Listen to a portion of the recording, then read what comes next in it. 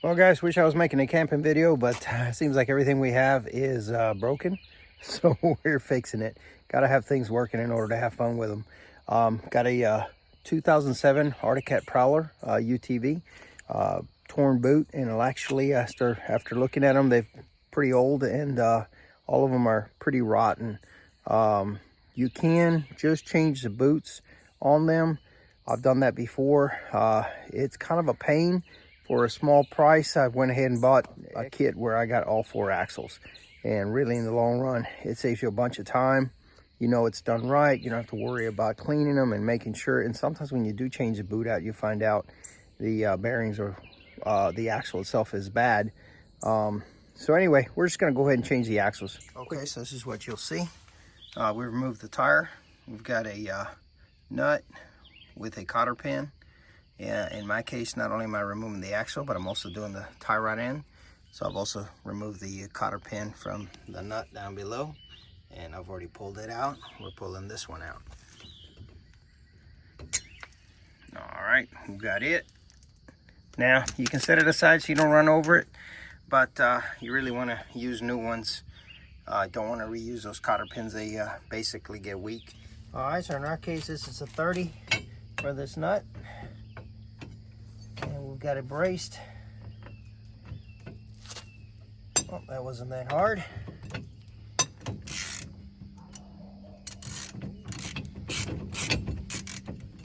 All right, before we remove it completely, we're going to loosen some of the other components, and that way we can get the axle out.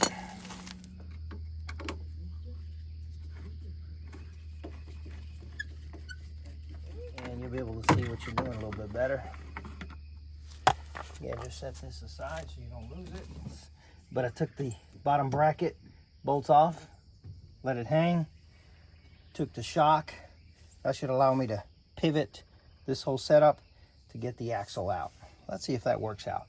Just trying to take the, grease everywhere. Trying to take the shortest route possible. Doesn't always work out. Let's see if I can get this axle out. I think it's gonna work, maybe. Try not to sling grease everywhere. All right. The hardware pulled up. Shock, like I said, is above. Hopefully this bungee doesn't knock me upside the head. But while we have the room, we basically now have room to manipulate this axle. And basically you're gonna grab it and just pull on it. Just like so. Simple as that. Now I'm being told that front axles are 2 different sizes. One is a little longer than the other. So I'm going to measure the 2 front ones that I've got. See which one goes on this side. Well, looking at the axles, like I said, one was supposed to be a little shorter. The one I took off the passenger side, getting them all as close evenly as I can. And of course this one's a little worn out and probably going to be a little extended, but it looks like this one right here is the closest one, and that one's just a wee bit shorter. Boy, that's close. But yeah, I believe the one on the right is the one that matches. Tried measuring them, but it's hard because of the bulk. I asked the company which one was which. They just knew they went up front. Not real helpful on that. So if that's the case, then the passenger side is going to be, so I got these off of Amazon, and it's going to be niche, and it's going to be the 0090, which means the driver's side is going to be the 0096. So let's install that 90. As self-explanatory, the way it came out, it goes in. This little area here that has that cup goes to the axle, to the differential. And then this smooth side out here that is rounded goes to the brake side, to the tire side.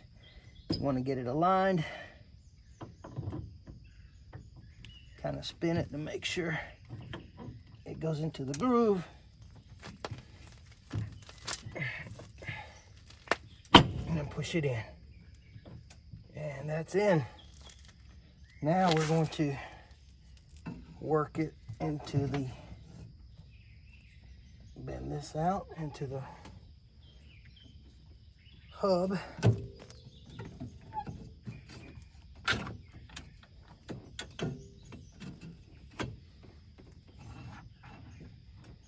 And that's all she wrote.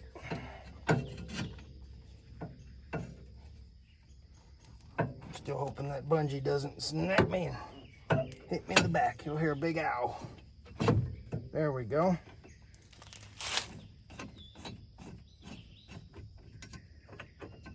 Just snug it up. Let's align these back up. And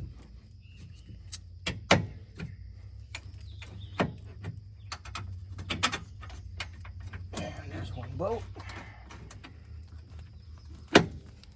Let me let the bungee down.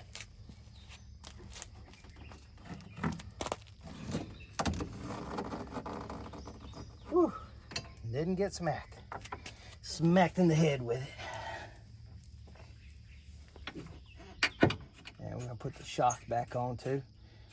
All right, guys. So I've pre-loosened that nut up there. Instead of hammering it out, I've tried kind of hitting it a few times to see if it would come out. I'm going to use this tool, handy dandy. You could probably get it at the auto parts store. I happen to have one. The top, the fork slips on under the joint, and then this pushes it up. We got it slipped right up under the boot. And this pushes the bolt. As you tighten this up, it'll push that up and it should pop it. Let's see how well this works. Versus hammering this sucker out. They can be on there pretty good. And that was it. I hammered on it a little bit and I said, why am I doing this? I got the right tool. Let me go get the new part, put it on, and we'll be done with this side. Should screw back on. I'm gonna try to get it pretty close to where we were before.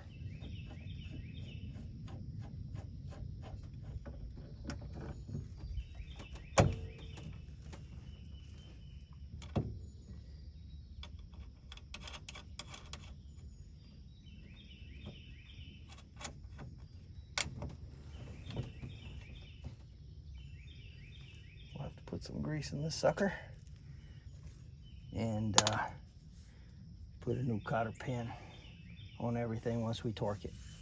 And that's pretty much it, guys. So I'm going to torque them up to spec. The shock absorber on the lower end is 33 pounds. Tie rod end is going to be 30 pounds. So they're all in the 30s. 200 for the axle nut. And for the lower control arms, 33 pounds.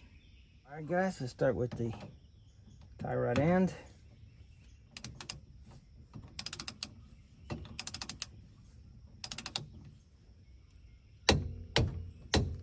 There we are.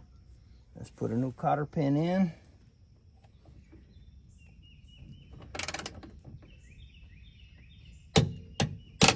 All right.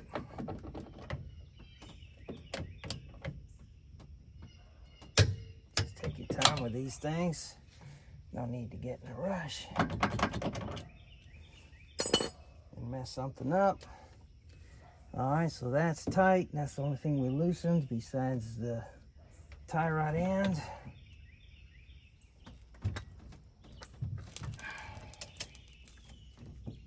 Just makes me nervous. I'm gonna snap one of them bolts and then I gotta do more work.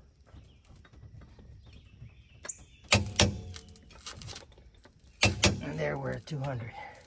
So you can, oh, I gotta tighten this up to 8 pounds. Almost forgot that, important. But anyways, that's pretty much it, guys. Grease it up, tighten this up, put the wheel back on, and you have changed an axle and a tie rod end. All right, guys, here we are again now on the back side. What we're doing is we're gonna do the same thing that we did to the front, but it's always something though. Looks like we might need some bearings as well. But anyway, that'll be for another video. Now, I've been having a leak out of this area here. There's a seal that sits right here on the edge. I'm gonna show you how to do this one. And one thing that helps a lot is, of course, you can pull it with anything you want, but This little seal puller, didn't pay much for it. Boy, it's worth its weight in gold. Let's see if I can do this one-handed. Should. There it goes. You can see it's coming out. And there it is. A little tougher one-handed. I couldn't show you how the seal went in because I needed both hands, but essentially I snugged it in as best I could. I just gently pounded all around till it went in. And that's it, guys. Hopefully we'll have more videos on fun stuff instead of working stuff. But you know, working stuff is fun stuff too. All right, guys, just took it for a test run. Everything looks good. I will not vouch for which side is which, but they seem to be working fine. No bind, put in forward drive. Everything seems to be okay.